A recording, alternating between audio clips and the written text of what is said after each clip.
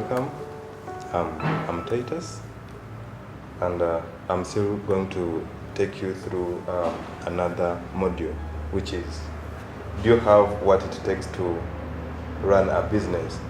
Normally here we are looking at what they call the 10 habits of running, of the 10 habits for success. Normally this session also begins with an exercise, an activity. Of course, the women have to come into a group. I mean, they have to make a cycle, and then one by one gets in the middle and they share with others one of the good habits they think they have to run their businesses, and even one of the habits that they think they are going to improve to run their businesses successfully. Now, from the 10 habits, remember we say, for the participants to understand, you don't explain things, the 10 habits, the way they are. You rephrase them into questions such that you give them an opportunity to generate ideas. Because it will actually help them at the end to actually know when you start explaining the real 10 habits for success. But during the training, remember, you rephrase them into questions. For example, one of the 10 habits for success is determination. But you can ask them a question like, have you ever started a business and out of a sudden you actually gave up? They will tell you, yes, I did this business and I just gave up. Some of them will actually will have no reasons as why they gave up. Some of them will tell you, I gave up because of this and this and that. But remember, we have to emphasize the fact that for somebody to run a business, you have to be determined, to have a lot of determination to walk at the path of being an entrepreneur. Yeah. So and then we have also, independent, but still you have to rephrase the question for it, because you want the participants to learn by asking them questions. Then you can ask them a question like, have you ever been in a situation where something happened and you wanted somebody else to tell you what to do? That will give them an opportunity to think, how best are they at making independent decisions? And then of course, like, they will tell you so many things. Some of them maybe did, some of them never waited for somebody else to tell them to do whatever they were required to do. So that actually gives you an idea of how many people you're dealing. I mean, the kind of people you're dealing with. Can they make independent decisions without even relying on other persons?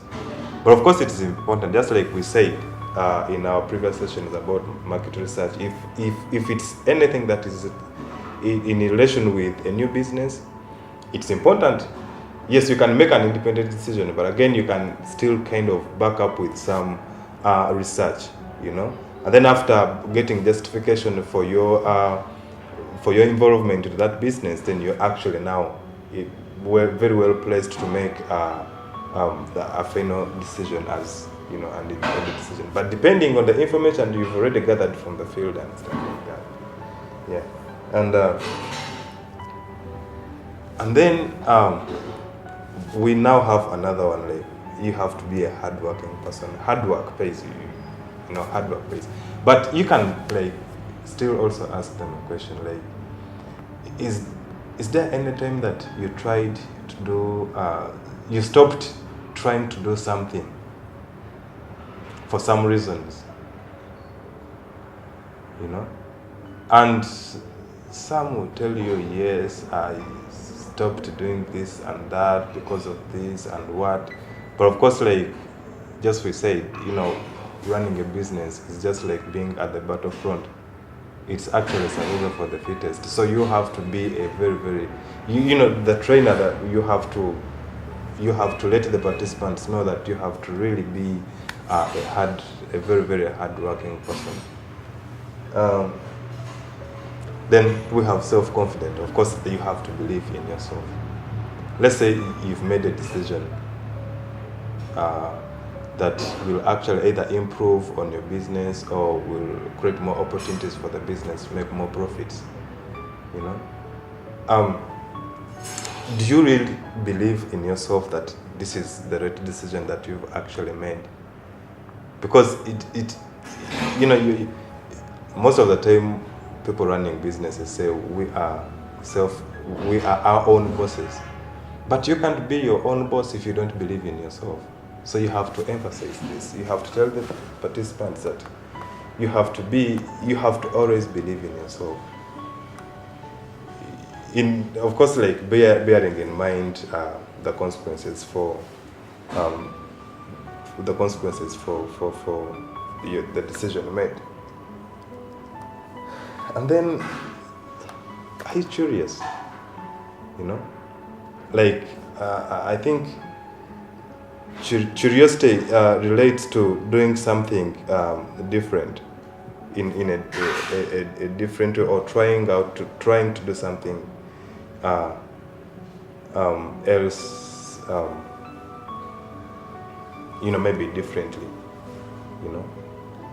because in most cases you want to do a business, but in most cases it's out of curiosity that you've actually established that business idea and you've gotten the information relating to a business idea, and then you actually go ahead and implement it.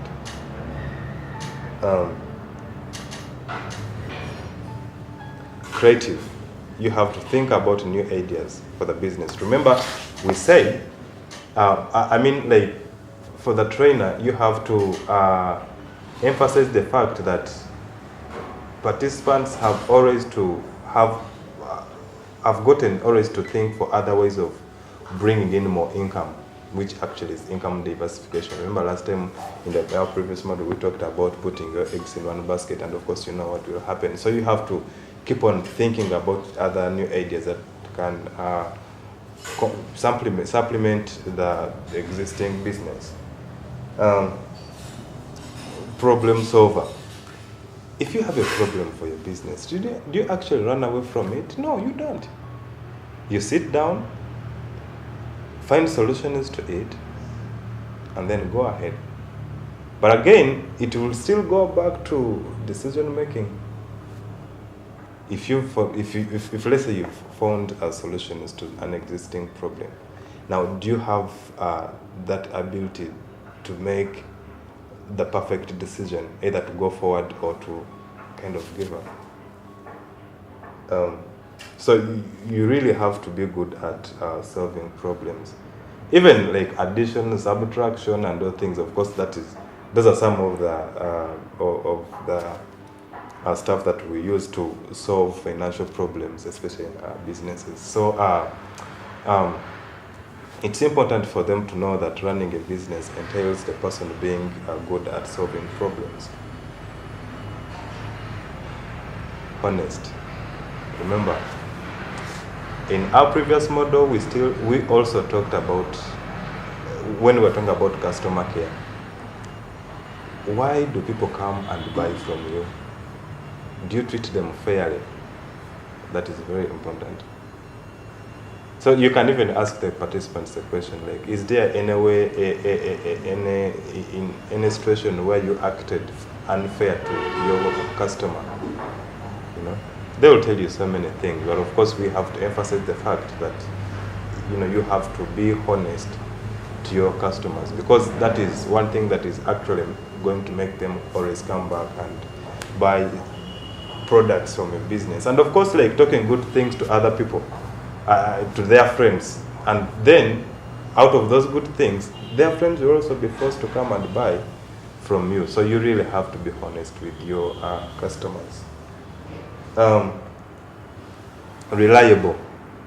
You can also ask them a question like, is there any situation where you promised your customer that product A will actually be made, will be available at time A, and then just like a few minutes the time, you find out that it was not possible for you to actually get the final product that your customer wanted. Some of them will tell you yes, some of them will tell you no. But we have to emphasize the fact that you have to be reliable. Remember, we talked about consistency in supply of good quality products to your customers. So you have to be this person that is actually depended on. You have to be reliable in terms of the products that you're actually offering to the market. Then, business entrepreneurs, of course, have to be organized. You know, you have to keep track of your books. You have to keep track of your products. You have to really be organized. Sometimes I go to the field, I find some of my women, you know, like the ones that are running small, like retail shops. You find the shop is actually not organized, and even if you actually wanted to buy something from them, you can never be attracted by anything. Yes, their product is something that you already want, but assuming there was another competitor who has their products arranged, organized properly, the chances that, you know, I can just switch on to the other person. And then thrifty, you have to tell them they have to use their money wisely. In fact, somewhere in our previous sessions, we actually, I think we talked about how best we can use our profits, and I think we said we need to pay our salary, we need to, the business needs to pay our salary, we need to reinvest into the business, we need to pay back the loan, we need to, so you have to use your money wisely. In fact, it's very important at some point to know the kind of things that you actually spend money on, such that when you actually get it, you know where it goes and where you're not supposed to spend. So that is really very, very important, and I think that actually marks the end of our session. Is do you have what it takes to run a business? Essentially, the 10 habits for success.